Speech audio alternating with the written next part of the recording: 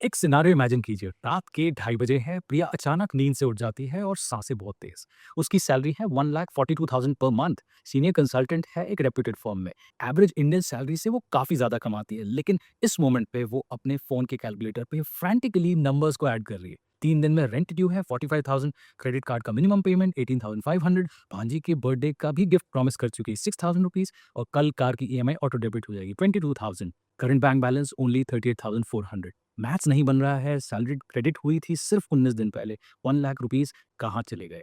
ये स्टोरी किसी इर्रिस्पॉन्सिबल इंसान की नहीं है, ये एक इनविजिबल सिस्टम के अंदर फंसे हुए इंसान की है। एक ऐसा सिस्टम जहां ज्यादा कमाने का मतलब ज्यादा बचाना नहीं होता है, जहां salary increment mysteriously lifestyle inflation में गायब हो जाता है, जहां सक्सेसफुल दिखना और फाइनेंशियली सिक्योर होने के बीच का गैप हर साल बढ़ते जाता है। और यहाँ पे जो बात कोई ओपनली नहीं बताता है वो ये है कि टॉप 1% को ये प्रॉब्लम नहीं होती है। इसलिए नहीं कि वो बहुत ज़्यादा कमाते हैं, बल्कि इसलिए कि वो अपनी सैलरी को फंडामेंटली अलग तरीके से मैनेज करते हैं।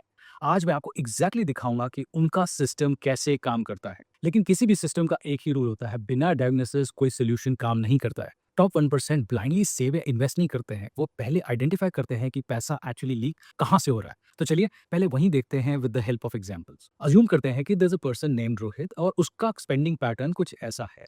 लेट्स से उसकी मंथली इनकम है 1,15,000 रुपीज। ओके, अब पैसा कहाँ जा रहा है वो भी हम चलिए देखते हैं। ठीक है, सुबह का कॉफी और ब्रेकफास्ट रास्ते में करना 280 rupees into 24 days 6,720 rupees. Office lunch Swiggy Zomato 380 into 18 days 6,840 rupees. शाम की चाय plus snacks 150 into 20 days 3,000 rupees. थक गए हो तो कैब से घर आना 320 इंटू 14 डेज 4,480। वीकेंड में social outings 4,200 into 4 16,800। Impulse online shopping 8,500। Subscription OTT etcetera 2,100। Gym plus wellness 3,800। Phone bills और इंटरनेट 1,400। छोटी छोटे यूपीआई पेमेंट्स जो हार्मलेस लगे 6,200। टोटल हो जाता है 60,000 अप्रोक्सीमेटली। इसमें ऐड करो दोस्त का birthday, dinner, weekend movie outings, वो one time electronic upgrades, festival shopping जो स्किप नहीं कर सकते। रियल मनी लीक 60,000 से 80,000 हो जाता है। कुछ भी लग्जरी लाइफस्टाइल नहीं लग रही है, सब कुछ नॉर्मल मॉडर्न लाइफ लग रही है। यही तो ट्रैप है। और प्रॉब्लम ये नहीं है कि हम गलत डिसीजंस ले रहे हैं, प्रॉब्लम ये है कि हम हर डिसीजन खुद लेने की कोशिश करते हैं। जब खर्चा नॉर्मल लगता है तब विल पावर हर रोज फेल हो जाती है। इसलिए टॉप 1% विल पावर पे डिपेंडेंट ही नहीं होता है, वो रूल्स पे डिपेंडेंट होता है। टॉप 1% एक डिसेप्टिवली सिंपल रूल को ही फॉलो करते हैं। हर महीने जो सैलरी या इनकम आती है उसका लगभग 70% करंट लाइफस्टाइल में चले जाता है। रेंट, ग्रोसरीज, बिल, लाइफस्टाइल सब कुछ इसी 70% में ही होता है। बाकी 30% डायरेक्टली फ्यूचर के लिए लॉक हो जाता है, जैसे कि सेविंग्स, इन्वेस्टमेंट, इमरजेंसी फंड, जो भी आपको कल सिक्योर बनाता है उसमें वो पैसा डाल देते हैं। ये रूल काम करता है क्योंकि पैसा खर्च होने से पहले ही डिसाइड कर लेता है। पहले फ्यूचर सिक्योर होता है, उसके बाद में करंट लाइफ डिजाइन होती है। ज्यादातर लोग बिना रियलाइज के इसका उल्टा ऑपोजिट करते हैं। पहले लाइफस्टाइल पे खर्चा होता है लगभग 90 टू 95%, और जो थोड़ा बहुत बच जाता है उसे सेविंग्स करने की कोशिश करता है। फिर एंड में क्या होती है? एंड में होती है कंफ्यूजन। इतनी सैलरी के बाद प्रोग्रेस क्यों नहीं हो रही है? 70-30 रूल का असली मैजिक यही है। ये सेविंग्स को एक्सीडेंट नहीं, पहले से डिसाइडेड चीज बना देता है।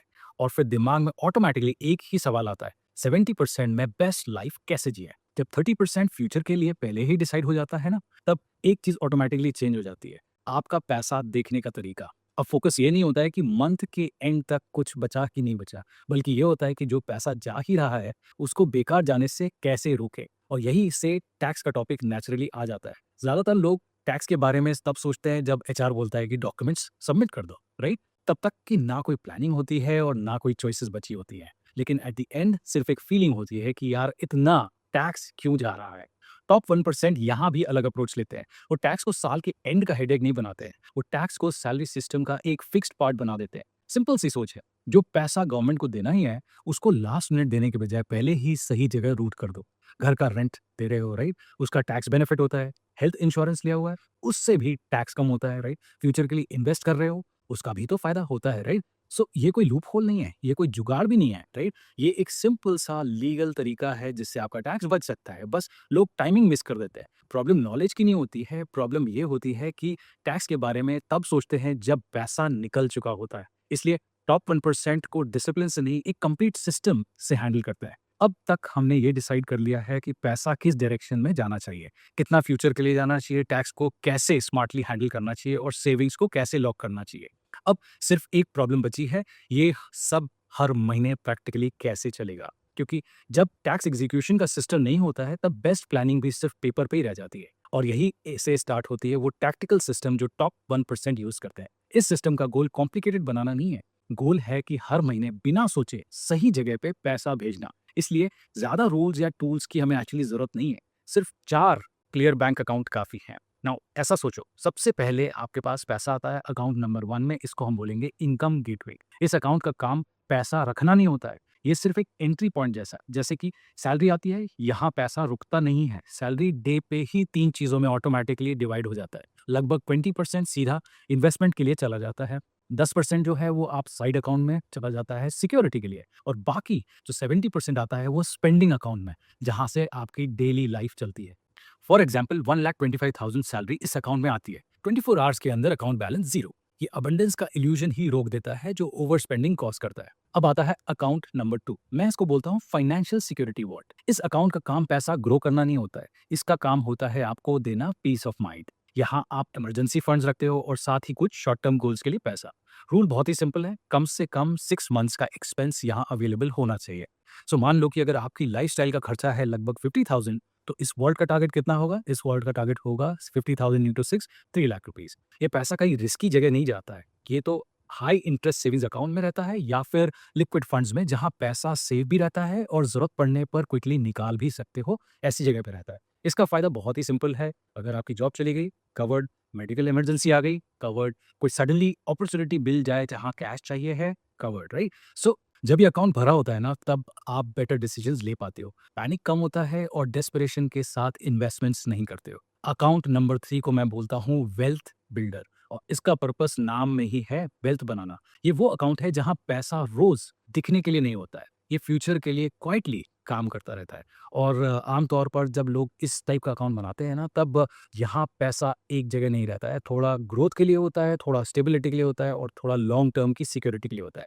जैसे कि कुछ हिस्सा आप इंडेक्स फंड्स में होता है, जहाँ इकोनॉमी ग्रो करती है, पैसा भी वहीं ग्रो करता है। कुछ हिस्सा डेट या कंजर्वेटिव या फिर हाइब्रिड जैसे जगहों पे जाता है, जो राइड को थोड़ा स्मूथ बनाता है। और कुछ हिस्सा पीपीएफ या एनपीएफ जैसे लॉन्ग टर्म बकेट्स में, जो रिटायरमेंट और टैक्स साइड को हैंडल करते हैं। ये कोई एक्साइटिंग अकाउंट तो डेफिनेटली नहीं है, यहाँ पे डेली एक्शन होता भी नहीं है, पर टाइम के साथ में यही अकाउंट सबसे ज्यादा काम करता है, क्योंकि यहाँ मैजिक मार्केट का नहीं होता है, मैजिक होता है टाइम का। बट आपको ये बात याद रखने की जरूरत है कि इन्वेस्टमेंट में रिस्क भी होता है, ये जैसे कि पीपीएफ, इंडेक्स फंड्स, एनपीएस सिर्फ एग्जाम्पल्स के लिए हैं। किसमें कितना इन्वेस्ट करना है ये आपके गोल्स के हिसाब से एंड रिस्क एपेटाइट के ऊपर भी डिपेंड करता है। सो आप थरो रिसर्च करें, एनालिसिस करें, उसके बाद ही इन्वेस्ट करें। अब आता है last expense, UPI expense account. ये वो अकाउंट है जहाँ पे आपकी डेली लाइफ चलती है, ग्रोसरी हो, कैब हो, कॉफी हो या वीकेंड का प्लान हो, सारी स्पेंडिंग यहीं से ही होती है। इस अकाउंट का एक सिंपल रूल होता है, हर वीक एक फिक्स्ड अमाउंट ऑटोमेटिकली यहाँ से ट्रांसफर होता है।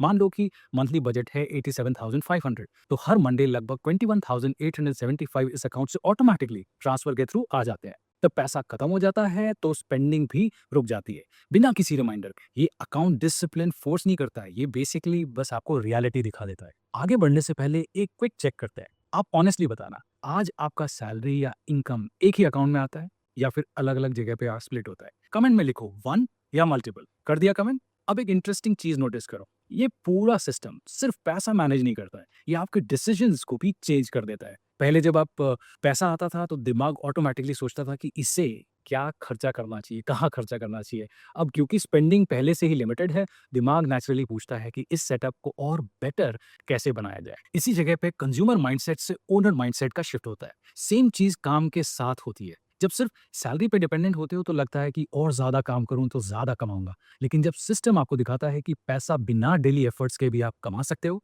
तो सोच आती है कि ऐसी इनकम कैसे बनाई जाए जो सिर्फ मेरी वर्किंग आवर्स पे ही डिपेंडेंट ना हो। जब स्पेंडिंग पे नेचुरल लिमिट्स लग जाती है ना, तब एक चीज बिल्कुल क्लियरली दिखाई देती है कि आज का कंफर्ट वर्सेस कल की फ्लेक्सिबिलिटी। और ये डेफिनेटली कोई थ्योरी नहीं है, ये डेली लाइफ में दिख जाता है। मान लो दो लोग हैं, मोहित और आकाश सेम इनकम से स्टार्ट करते हैं, दोनों की स्टार्टिंग सैलरी सेम है। मोहित जो भी एक्स्ट्रा पैसा होता है आज के कंफर्ट में उसे यूज कर लेता है, अपग्रेड्स, आउटिंग्स, इम्पल्स स्पेंड। आकाश थोड़ा रुकता है, इसलिए नहीं क्योंकि वो ज्यादा डिसिप्लिन है, बल्कि इसलिए क्योंकि उसने पहले से ही अपना सिस्टम को सेट कर रखा है। पहले 1-2 साल दोनों की लाइफस्टाइल लगभग सेम लगती है, फ़र्क तब दिखता है जब 8 से 10 साल बीत जाते हैं। तब मोहित के पास फिक्स्ड चॉइसेस होती हैं जो सैलरी अलाउ करे वही डिसीजंस। आकाश के पास ऑप्शंस होते हैं, रोल चेंज करने के, ब्रेक लेने के और कैलकुलेटेड रिस्क लेने के। ये डिफरेंस टैलेंट का नहीं होता है, ये डिफरेंस लक का भी नहीं होता है, ये डिफरेंस बनता है एक सिंपल सिस्टम से जो कि ओवर टाइम फॉलो करने से ही बनता है।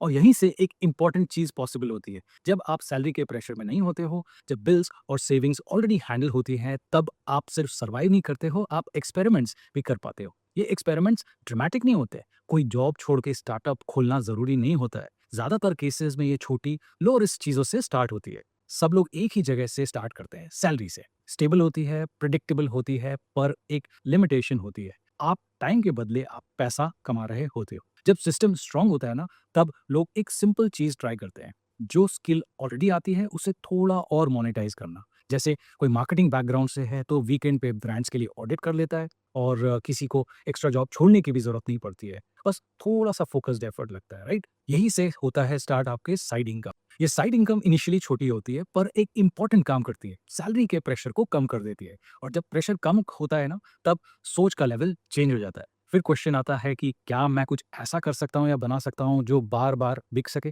कोर्स हो सकता है, डिजिटल प्रोडक्ट हो सकता है। एक बार मेहनत लगती है, फिर धीरे-धीरे इनकम आने लगती है और बिना रोज़ प्रेज़ेंट हुए, राइट? और यहीं पर ही एक सिंपल सी चॉइस होती है। इस एक्स्ट्रा इनकम को लाइफ़स्टाइल अपग्रेड करने में खर्चा करना या फिर उसी इन्वेस्टमेंट सिस्टम को और फ्यूल देना जो पहले से चल रहा है। जो लोग सेकंड ऑप्शन को चूज़ करते हैं, उनके लिए गेम यहीं से चेंज हो जाता है। क्योंकि अब डिसीज़न सिर्फ़ सर्वाइवल का ही नहीं होता है, अब डिसीज़न ग्रोथ के लिए होता है। पहले रिस्क का मतलब होता था, अगर फेल हो गया तो क्या होगा? क्योंकि बिल्स, सेविंग्स सब सैलरी पे ही डिपेंडेंट होता था, राइट?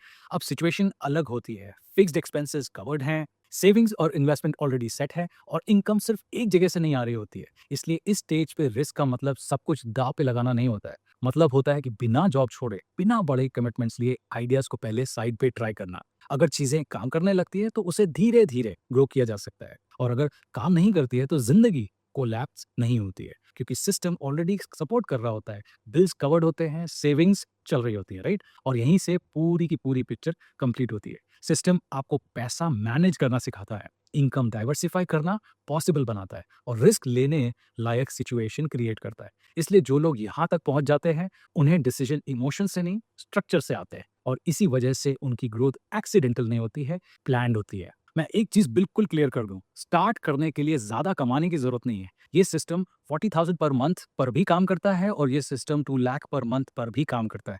स्ट्रैटेजी सेम रहती है, डिसिप्लिन सेम रहता है। याद रखना कि टॉप 1% की तरह सैलरी मैनेज करना ज़्यादा कमाने का गेम नहीं होता है। ये सही सिस्टम के साथ हर इनकम को स्मार्टली चलाने का गेम होता है। अगर ये वीडियो आपको एक भी चीज़ क्लियरली समझा पाए तो लाइक ज़रूर कर देना क्योंकि ये उन लोगों तक भी पहुँचना ज़रूरी है जो इस स्ट्रगल को अपनी गलती समझ बैठे हैं। और अगर आप चाहते हैं कि ऐसे और सिस्टम्स जो आपके मनी मैनेजमेंट स्किल्स को एनहांस करें, तो चैनल को सब्सक्राइब ज़रूर कर लेना, बेल आइकन को दबाना मत भूलना। क्योंकि पैसा एक बार आपको समझ में आ जाए, तो फिर डिसीजन कभी भी गेस वर्क नहीं रहता।